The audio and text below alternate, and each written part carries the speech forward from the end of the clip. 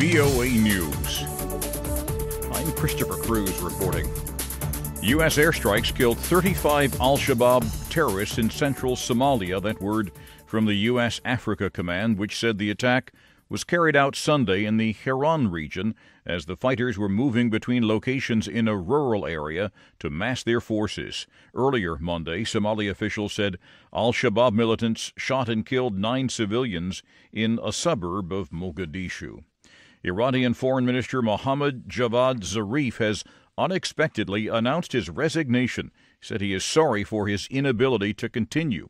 I am apologizing to you for all the shortcomings in the past years during my time as foreign minister, he wrote.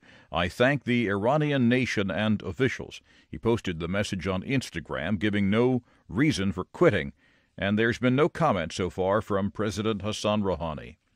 President Trump said Monday that an American oil worker held captive for 18 months in the Middle East has been released and reunited with his wife and children. Trump praised the United Arab Emirates for helping to free Danny Birch, who was abducted by unidentified gunmen on a busy street in Sana'a, the war-torn Yemeni capital, in September 2017. Birch was later taken to Oman in January 2018, accompanied by a Houthi negotiator. Hundreds of women and children boarded trucks and evacuated the final piece of land in Syria still held by the Islamic State terrorist group.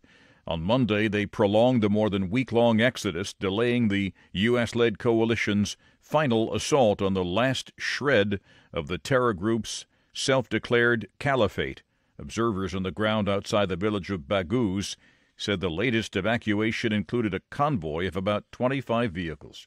This is VOA News.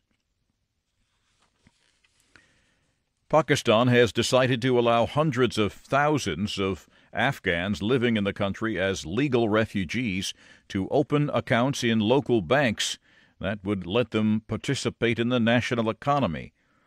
The country hosts more than 1.4 million registered Afghan refugees. That makes Pakistan one of the largest refugee-hosting nations in the world. The UN Secretary General Antonio Guterres said on Monday that the international arms control system is facing collapse. He urged Russia and the U.S. to stop the imminent demise of a crucial nuclear treaty. He spoke to the UN's Conference on Disarmament, warning that one of the cornerstones of diplomatic achievement over the last half-century, arms control, was in grave danger. Vice President Mike Pence says the Trump administration stands with the U.S.-recognized interim president of Venezuela, Juan Guaido, 100%. The vice president announced new financial assistance for the Venezuelan people in a speech delivered to the Lima Group following a meeting in Bogota, Colombia, with Guaido and Colombian President Ivan Duque. Pence said disputed Venezuelan President Nicolas Maduro, quote, must go. President Trump is heading to Hanoi for his second summit with the North Korean dictator Kim Jong-un, amid hopes for a deal that would lead to the North Korean leader to give up his nuclear weapons.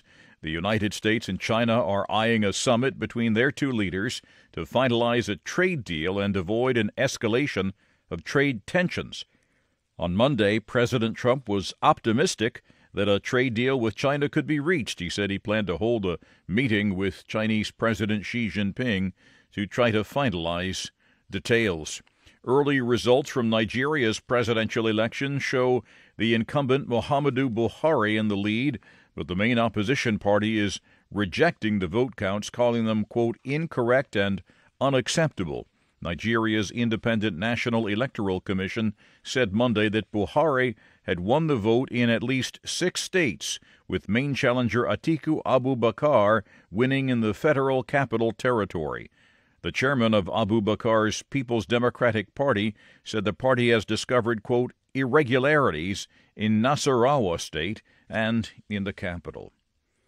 You can find more on these and other late-breaking and developing stories from around the world, around the clock, at voanews.com and on the VOA News mobile app. I'm Christopher Cruz. VOA News.